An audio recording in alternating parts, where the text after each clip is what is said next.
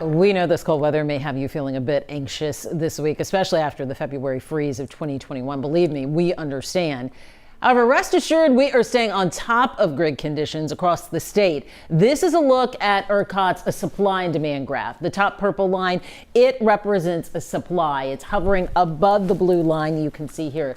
The blue line represents demand. Now, a reminder, as long as these two lines do not cross, it means there's enough power in Texas. God help us if that changes. Well, the power should stay on for now. A new survey from the University of Houston shows Harris County residents are concerned about the future of severe weather, some even packing up and leaving.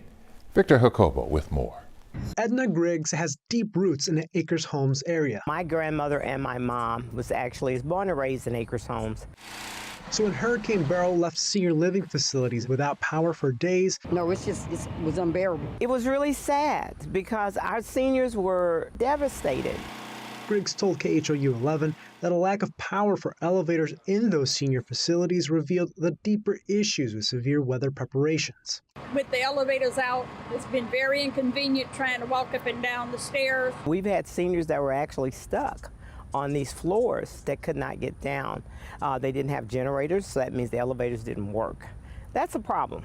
According to a University of Houston survey released this fall, electricity service reliability was the #1 issue Harris County voters were most concerned about, more than property taxes, housing affordability, and crime. In fact, a third of Harris County voters say they have considered leaving the Houston metro area because of weather-related events like hurricanes. There was massive devastation. Riccardo is the executive director of the Spring Branch Development Center. Some of the worst damage from the May derecho played out in front of him. Roofs were gone, walls were gone, people were displaced, water was filtering into the bottom apartments, and most of that debris ended up in our parking lot. At its peak, the May 16th derecho left 1 million CenterPoint customers without power in the Houston area. My hope that with all that has happened, we have paid attention to how to better position ourselves to be more resilient to events like this. People were very frustrated. They keep asking, why does this keep happening to us? Texas legislators, including State Senator Molly Cook of Houston, are heading back to Austin in 2025 with several bills aimed at keeping the lights on during storms. The #1 thing we heard from people was, how do we fix electrical reliability? Cook is the author of 3 such bills, SB 270, SB 271, and SB 272. SB 270 would prompt the state to conduct a study for burying power lines in the largest metro areas.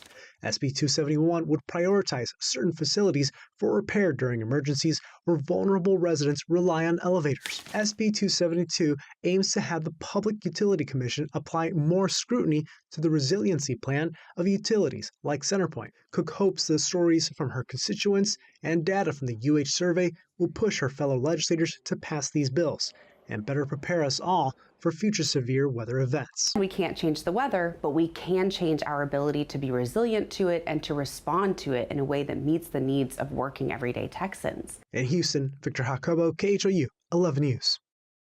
CenterPoint Energy sent a statement to KHOU11 in response to SB 272 Orko was talking about. Company said it remains committed to working with lawmakers and stakeholders to support customers who depend on electric-powered medical devices before, during, and after a storm. CenterPoint goes on to then say it encourages customers who have medical issues to take steps to prepare for future emergencies.